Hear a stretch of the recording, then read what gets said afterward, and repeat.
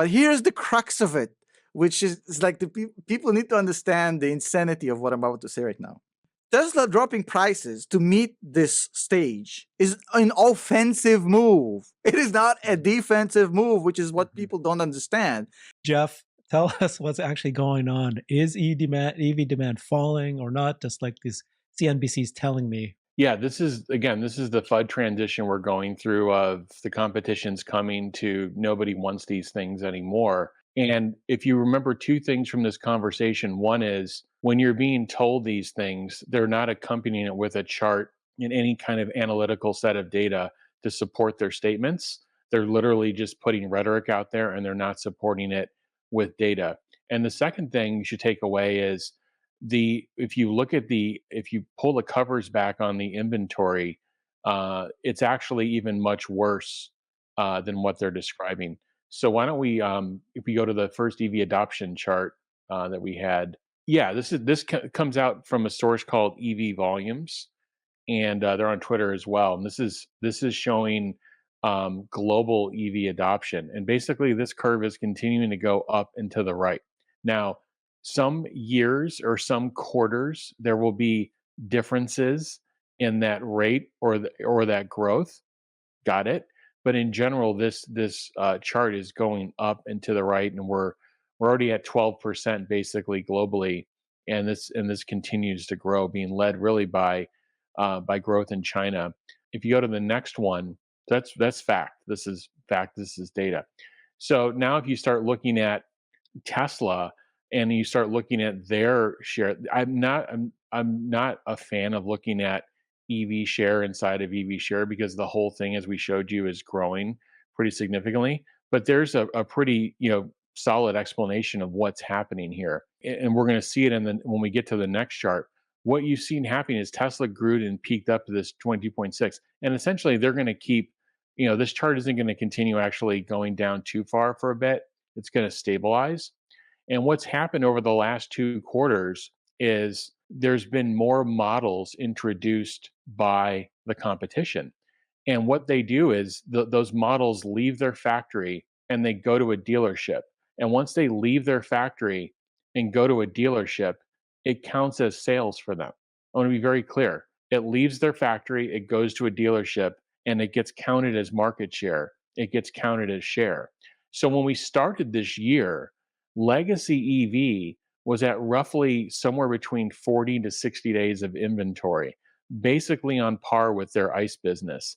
Tesla, as you know, runs anywhere between 13 to 16 days of inventory, much, much less inventory. They're turning that rapidly.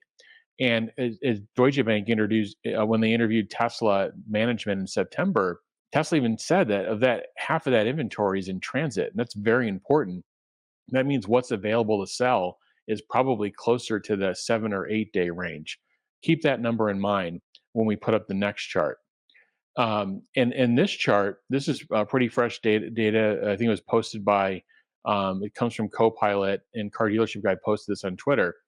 This is the who's who of what's shipping, and if you look in North America and really globally, but this is really more of a North America manufacturers and European manufacturers, and basically this picture has gotten worse over the last several weeks, and this range of vehicles are anywhere between 119 and 327 days of inventory. So I think Cox Auto put legacy EV somewhere on the order of just over 100 days of inventory. So that would be at the lowest end of that chart.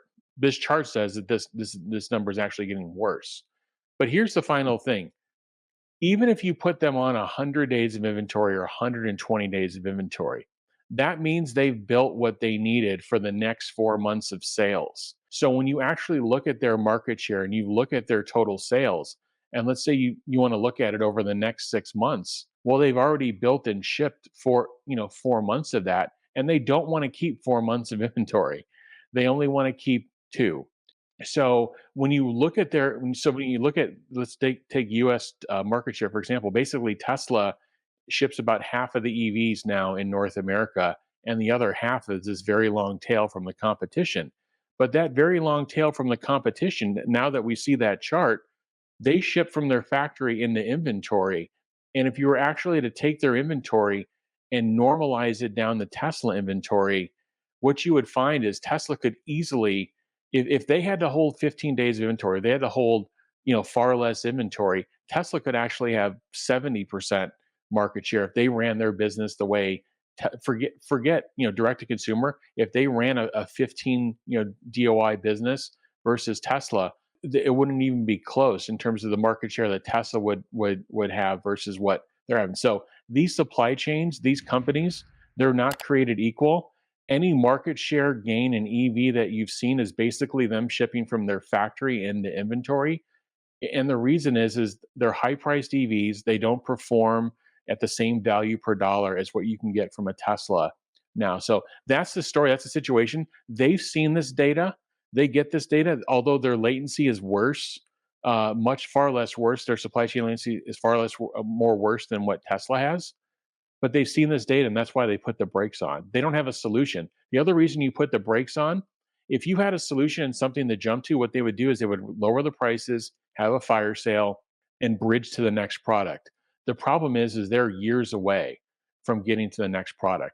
So if you were to take anything away from this conversation, one is the EV adoption story that you're hearing on TV is not coming with data. When you actually look at the data, EV adoption is growing. Two, it's actually worse for the competition than what they're actually stating. The inventory is ballooning, much higher. And if you were to normalize it next to Tesla, Tesla is actually in a position. This is why you have to look at these things kind of in retrospect, maybe over a year or 2 year time frame. We're going to look back on this period, and they basically screwed themselves during this time period. And Tesla is actually going to be able to grab some more share here in the near term and beyond. So I want to piggyback off of Jeff's great take, and I love that take. And I want to complete it from the other entrance to the house, so to speak, from the back door. So I'm not an expert like any of you guys on Tesla. I'm a spectator, but I understand money and I understand markets.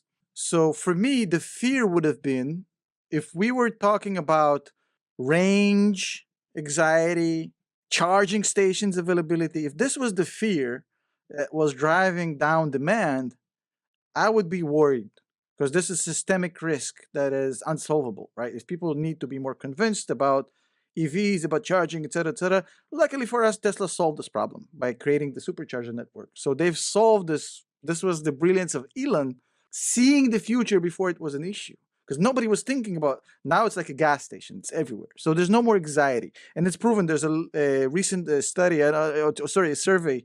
I don't remember who did it. I think it was S&P Global Mobility, I'm not sure, but they did the survey, and basically everybody said no, it's just the price. And why are they saying it's the price? And I'll explain. It's very important here, and I want you to be with me on this.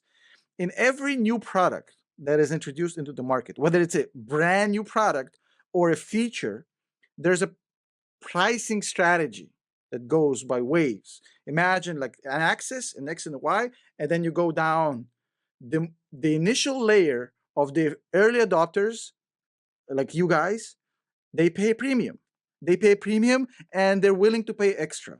And then you go down one layer, they're still willing to pay a premium, but a little bit less, and a little bit less, and a little bit less. And then you have to lower prices as you go down the levels into mass adoption. It's just the normal development of any pricing strategy. Now, the crazy part about it is that Tesla and Elon Musk have cleaned house with all the first 4 levels. Nobody else was on time to clear the first 4 levels. So let's say that there's 10 levels of market adopters, of customers of vehicles, right? The first 4 levels of early adopters, of people who are excited about EVs, Tesla cleaned house. They dominate. They took, 70% of that market. Nobody else has anything left.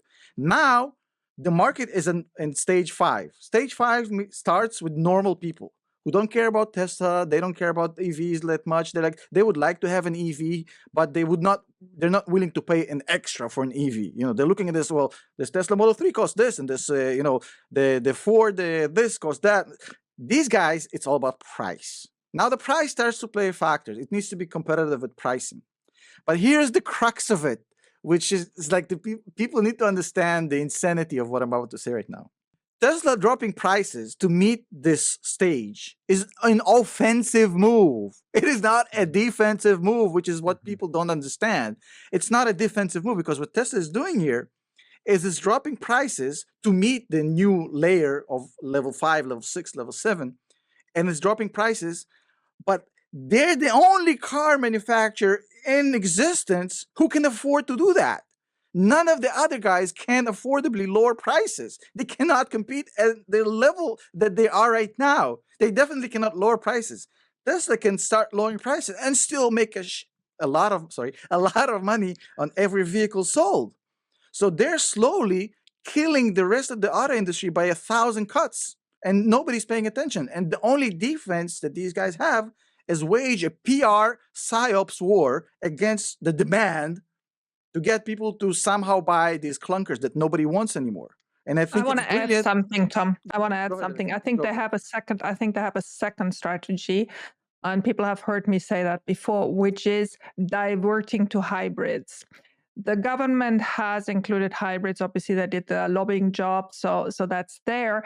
There is still not enough understanding by the general public how hybrids are not the solution they think it is. Obviously, Tesla is not making an effort to educate at the moment. Let's hope that changes. But they hope to win time by selling the hybrid models on which at least they don't lose money, on which they can use most of their construction experience, and on which they depend less on charging networks and everything else. So I think that's their way of trying to bridge the dire times they have. Not saying it's working, but they do have a band-aid. I don't want to call it a band-aid, but just wanted to throw this in. Yeah, I want to add this thing. I just interviewed Nicholas Colas, right? He's got 30 years of experience with auto industry. He was a Wall Street analyst and investor who actually helped with Chrysler get funding to stave off bankruptcy, and he helped Chrysler to do the merger. He's made a very, very good point about this. He said that it's very unusual that Tesla took the strategy that they did. It's never successful when a new technology comes in to try to dislodge incumbent technology to come in at the high end, come in premium. Almost always, you have to come in with a low cost, mass produced vehicle. And that's what the Japanese did when they came in to conquer the US market. That's what the Koreans did then with Hyundai. They come in with a low cost and eventually start building up the premium. And it's only like something like an Apple that really started at the high end. So for Tesla to have followed this strategy to get a foothold, now that they're doing low cost offerings, that is the strategy to win mass market. So it's like, it's just a question of why do people think that they should be like Apple and stay at the premium? Or should you try to just completely get, the goal is to get electric vehicles to as many people as possible, not to get the highest margin per se. What do you guys think about all the things we just talked about? I don't want to hog the mic. In please. existence, there has never been a company except Apple that have been able to sell value and not sell price. That's the only time I've seen it happen. I don't think we'll ever see it again. So that's just it's a unique, it's a unique situation. Tesla has the room, as Tom said, and no one else does. And they're going to continue creating more room as their supply base is stable. Remember, the legacy supply base is they were building 20 million cars in the US, 21 million cars. So they're 30 to 40% overcapacitized already. And they're going to come out of this on the other side from the UAW strike more expensive in labor and with less demand. And their supply chain is actually in disarray. Not only the ICE supply chain, but think about their EV supply chain, which they stalled all this capital investment. That capital investment isn't just for their factories, it's also for their supply base. So, on the other side of this is these two things that need to at some point converge, which is Tesla has the room, Tesla has the volume. They're going to grow volumes probably 15% in Q4. And the thing that needs to connect is that people still want EVs, and there's really one player that's doing this profitably in the world.